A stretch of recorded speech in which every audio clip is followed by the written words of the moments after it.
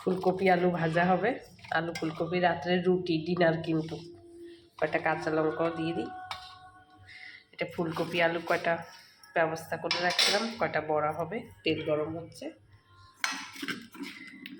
একটু হালকা সিদ্ধ করে জল ফেলে দিয়েছিলাম ফুলকপিটার।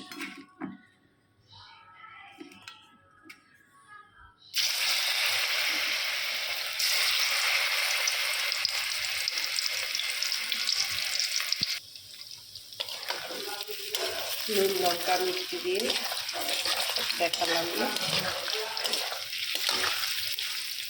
হয়ে যাচ্ছে। মসুরির ডাল বেটে দিয়েছিলাম বড়াটার মধ্যে, হয়ে আসছে।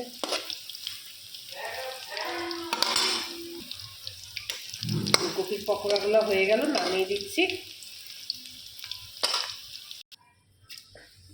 যখন লঙ্কাটা কাঁচা লঙ্কা দিয়ে দিলাম,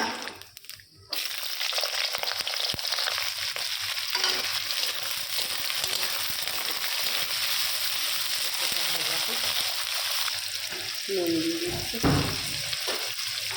হলুদ দেবো না, মেয়ে সাদা সাদা আলু ভাজা ফুলকপি ভাজা খেতে ভালোবাসে, হলুদ দিলে খেতে চায় না। হালকা লাল লাল ভাজা হোক। দুধ পুলি করছিলাম, দেখুন ডিজাইন দিয়েছি যেরকম পারছি সেরকম। ভিডিওটা স্কিপ করে করে দেখাতে হচ্ছে, নাহলে একটা আলু ভাজতে গেলেই দেখবেন পুরো ভিডিওটা শেষ হয়ে গেল, অথচ আলু ভাজা হলো না। এই জন্য শর্টে শর্টে দেখাবার চেষ্টা করছি।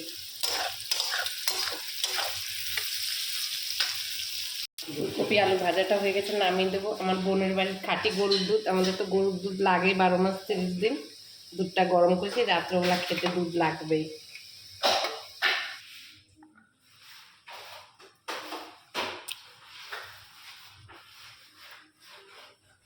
তাহলে এগুলো লাগবে না, তাই তো?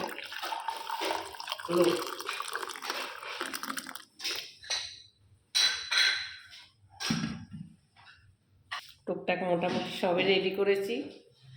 দুধ যেতে কালকে পাটিসাপটা করেছি, সংক্রান্তি গেছে। পাটিসাপটা পিঠা, দুধ পুলি, পকোড়া করছি, ফুলকপি আলু ভাজা করছি, আর মুসুরির ডালের বড়া করে তরকারি করেছি। রাতের তরকারি আর এটা ভাজা, রুটি, রাত্রের ডিনার, এগুলো সব খেতে দেবো। আসো আসো আসো আসো, ভিডিও একটু লম্বা হবে, দেখবেন।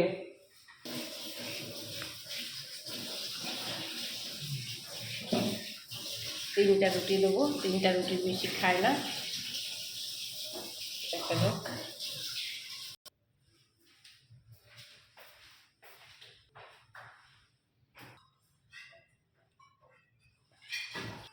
স্টার্ট করছি ভিডিও। রাত্রে ডিনারটা ভালো হয়েছে। এই তোমার দুধ দিয়ে রাখছি, ও তো রাত্রে দুধ খাবেই।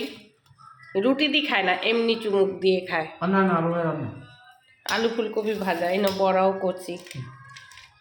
তখন খেতে চাইছিল না না। আর এই যে বড়া আলুর তরকারি করা হয়েছে। আর এই সময় না খেলে তো আর পিঠা পায়েস খেতে পারবে না, তাই এখনই একটু একটু যেটা খাবা পুলি পিঠা আর পাটিসাপটা যেটা খাবা বলবা সেটাই দেবো, ঠিক আছে?